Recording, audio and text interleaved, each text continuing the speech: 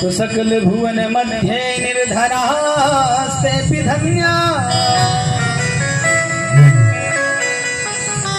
निवसति हृदयेषां श्रीहरिर्भक्तिरेका।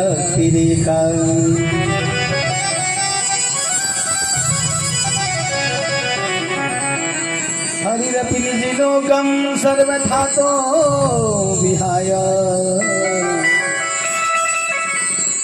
प्रवसति हृदयेषां भक्तिसूत्रोपनद्धः।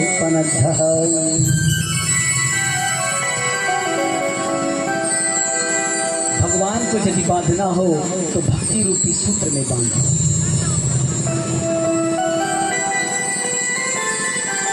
भक्ति सूत्रोपनद्धा, भक्ति रूपी सूत्र से ही बंध सकते हैं। महाराज पूछा कौन कौन, कि भागवत जी हैं, साक्षात कल्पवृक्ष हैं।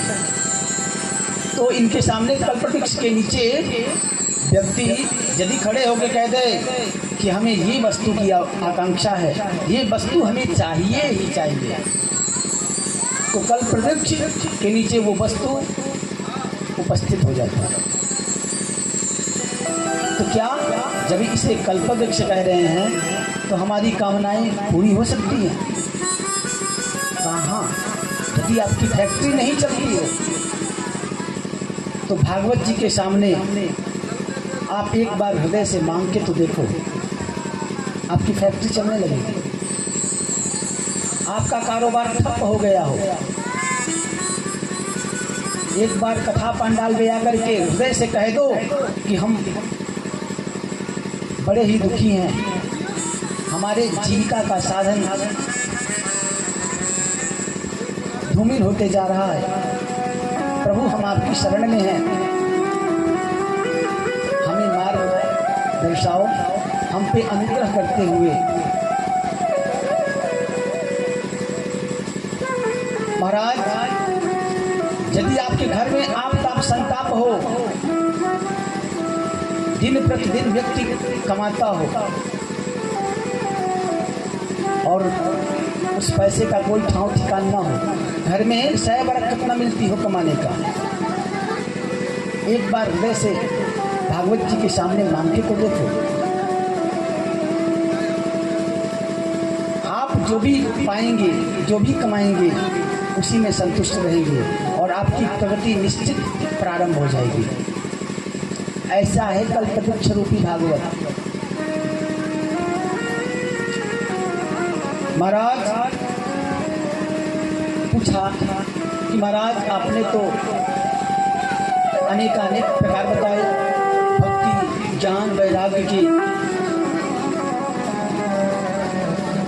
जो दुख का कारण था उसका तो शमन कर ही दिया, और भी बताओ कौन कौन से लोग पवित्र हो सकते हैं, किनका किनका कल्याण हो सकता है।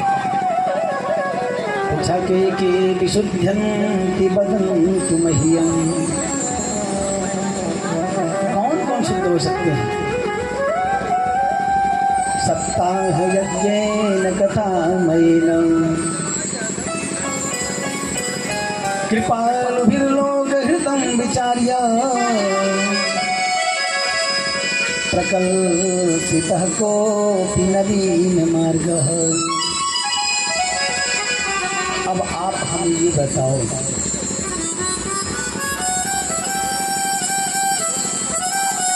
कौन कौन से लोग इससे पवित्र हो सकते हैं।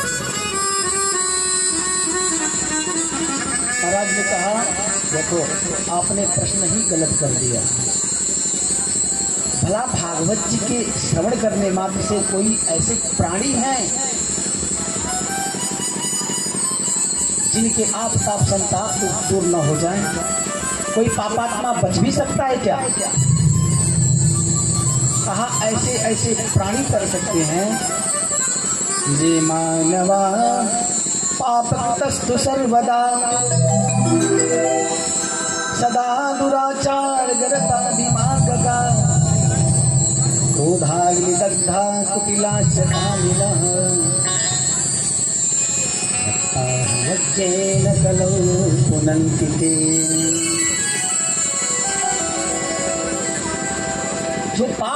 कर्म के अलावा अन्य कर्म किया ही न हो, सदैव पाप कर्म ही करता हो, ऐसा व्यक्ति भी अगर समर्पित भाव से भागवत जी की कथा श्रवण कर ले, उसका कल्याण हो जाए।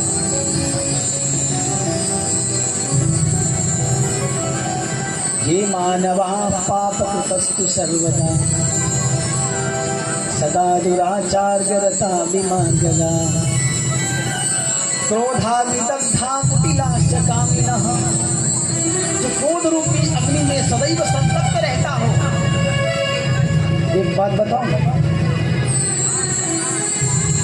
क्रोध रूपी तबले को हमेशा नहीं चलाना चाहिए। जब संगीत गाना हो, दिखाना हो, बजाना हो, तब तबले को चढ़ाओ, और जब काम पूरा हो जाए, गा लो बजा लो, तबले को उतार दो, अन्यथा तबला फट जाएगा।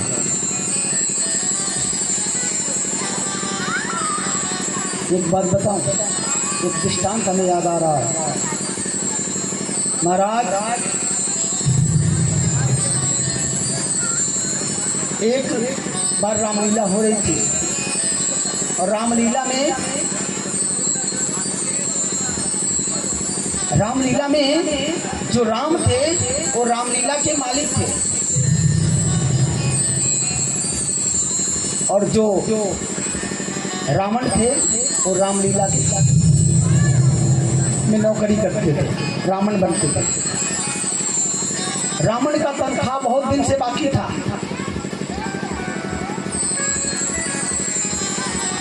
अब बार बार मांगता था, इतने दिन से तुम्हारी रामलीला में मैं काम कर रहा हूँ, हमारा पारिश्रमिक नहीं दे रहे हो, हमारी तनख्वाह नहीं दे रहे हो, अब तुम्हें मौके पे बताऊंगा। रामलीला का मंचन प्रारंभ हुआ। महाराज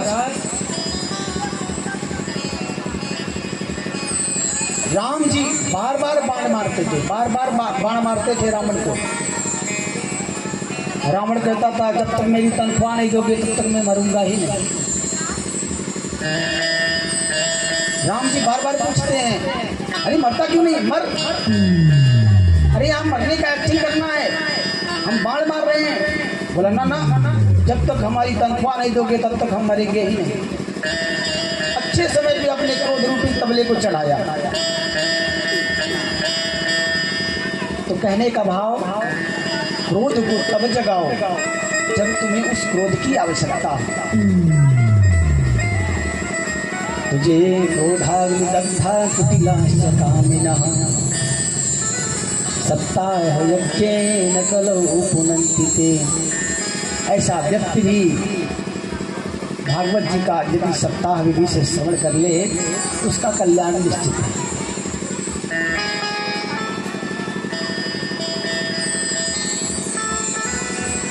और हम कह रहे हैं, हम ऐसा कर्म करें ही क्यों?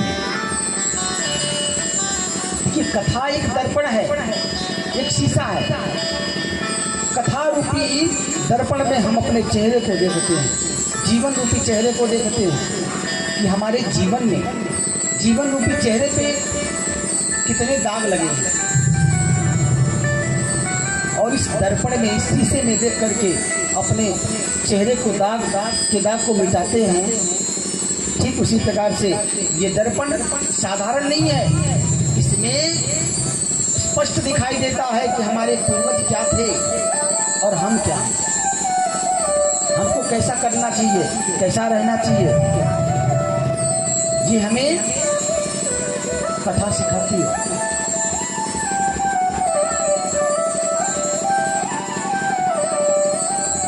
महाराज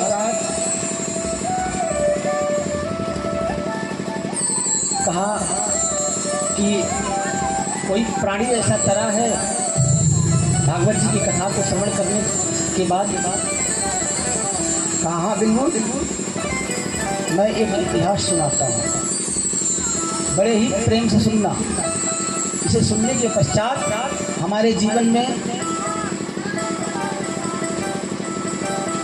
हम परिवार में रहते हुए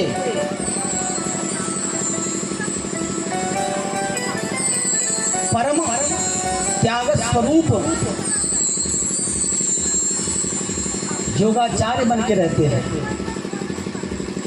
एक योगी की भांति। वो जीवन के प्रबल माया के बंधन में नहीं पड़ता।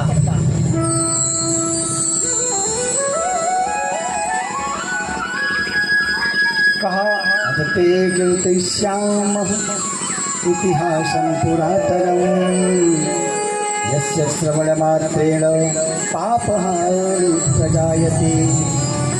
इसको श्रवण करने के पश्चात हमारे समस्त पाप धुल जाते हैं।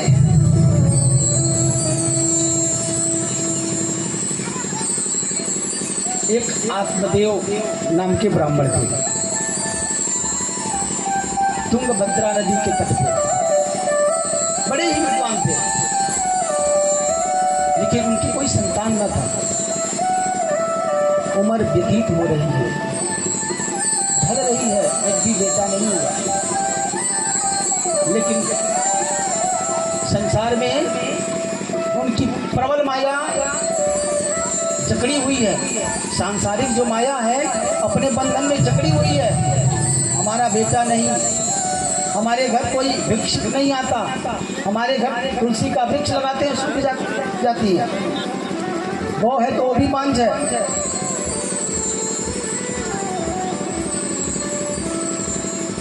लेकिन एक बात बताऊं, इंद्रियों की प्रबलता की बात क्या कहें। एक कबीरदास जी का नाम आप लोगों ने सुना होगा। कबीरदास जी के पुत्र हुए जिनका नाम कमाल। जब कमाल मर गया, उसके वियोग में कबीरदास जी ने एक कवित्व लिखा, एक लेख लिखा, जिस लेख को फिल्मकारों ने ले लिया और अपने फिल्मों में दर्शाया। ये इंद्रियों पे उद्घटित है। रंग महल के 10 दरवाजे, रंग महल के 10 दरवाजे, ना जाने कौन सी खिड़की खुलती, सैया निकल से गए मैना लगी, सैया निकल से गए मैना लगी। रंग महल के 10 दरवाजे, रंग महल के 10 दरवाजे, ना जाने कौन सी खिड़की खुली थी, सैया निकल से गए मैना लगी, सैया निकल से गए मैना लगी।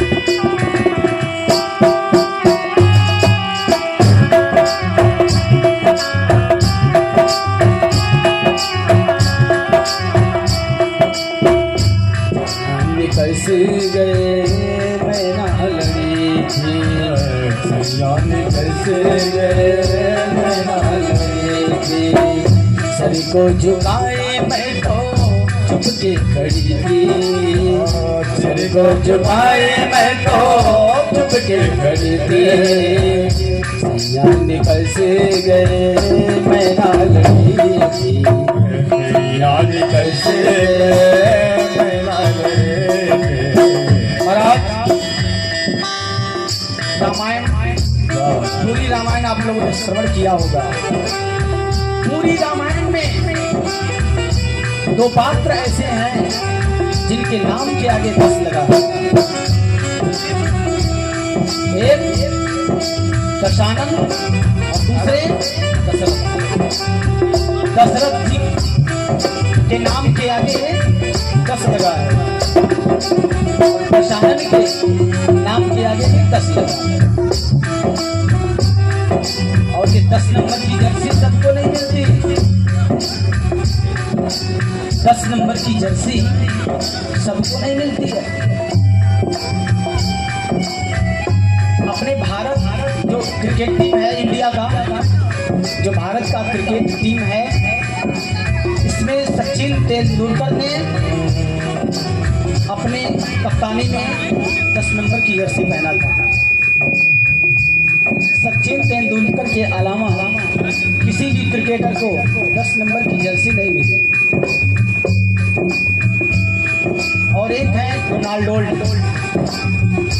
जो फुटबॉल के खिलाड़ी हैं, उन्होंने भी 10 नंबर की जर्सी पहना। और सचिन तेंदुलकर और रोनाल्डो के अलावा पूरे विश्व में किसी ने 10 नंबर की जर्सी नहीं पहना। मतलब क्यों? क्या है 10 नंबर की जर्सी के मतलब? इसमें रहस्य क्या है? बताया ये 10 नंबर साधारण नहीं है। तो महाराज पूरी रामायण के अंतर्गत दशरथ जी ने 10 नंबर की जर्सी पहन रखा है और दशानन ने भी 10 नंबर की जर्सी पहन रखा। और पूरी रामायण दशरथ और दशानन के मध्य आती है। ये 10 इंद्रियां हैं। जिसने इंद्रियों को वश में रखा, उसके घर परमात्मा ने जन्म लिया। और जिसने इंद्रियों को कंट्रोल नहीं किया, उसके घर परमात्मा ने संहार कर दिया।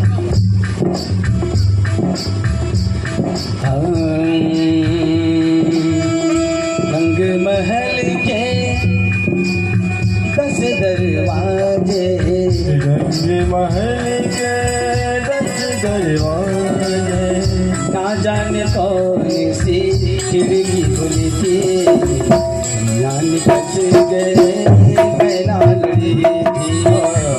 जान कैसे गए मैना लड़ी थी। इंद्रियों को कंट्रोल किया तो हमारा मृत्यु भी परमात्मा के चिंतन में होगा, हमारी सद्गति होगी। अन्यथा हम बाट देखते रह जाएंगे। सांसारिक जीवन में अस्त व्यस्त रहते हुए केवल खा पी लेना, सो जाना, नाचना गाना ही जीवन नहीं होता। जीवन में यश मिले, पद मिले, प्रतिष्ठा मिले, सुख मिले, वैभव मिले, कीर्ति मिले, साथ में यदि उसे परमात्मा की कृपा समझा जाए कि जो कुछ भी प्राप्त हुआ सब परमात्मा की कृपा है, तो वो जीवन लालित्यमय बन जाता है, आनंदमय बन जाता है।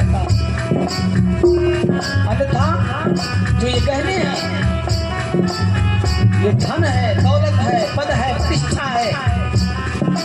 कबीरदास जी ने लिखा, आग मेरे गहने, आग मेरे गहने, प्यासी हूँ मेरी यार, आग मेरे गहने, प्यासी हूँ मेरी यार। ये कहने आग है, आग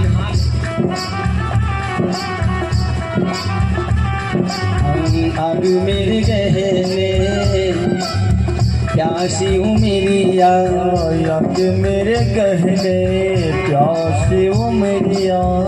जोगन हो गई मैं बिन समरिया, जोगन हो गए मैं बिन समरिया। हाथों में मेरे मेहंदी रची थी, हाथों में मेरे मेहंदी रची थी। मेहंदी मतलब समझते हो क्या होता है? हाथ की रेखाएं। हर व्यक्ति स्त्री है, मात्र एक पति पुरुष परमात्मा ही पति है, इसलिए उन्हें जगतपति कहा जाता है। हाथों में मेरे मेहंदी रची थी। हाथों में मेरे मेहंदी रची थी। मेहंदी में मेरे आंसू बन की लड़ी थी। मेहंदी में मेरे आंसू बन की लड़ी थी। जान कैसे गए मैं ना लड़ी थी। जान कैसे गए मैं ना लड़ी थी। जान कैसे गए मैं ना लड़ी थी। जान कैसे गए मैं ना लड़ी थी। सर को झुकाए मैं तो चुप के खड़ी थी। सर को झुकाए मैं तो चुप के खड़ी थी। जान कैसे गए मैं ना लड़ी थी। जान कैसे गए मैं ना लड़ी थी। जान कैसे गए मैं ना लड़ी थी। जान कैसे गए मैं ना लड़ी थी। जान कैसे गए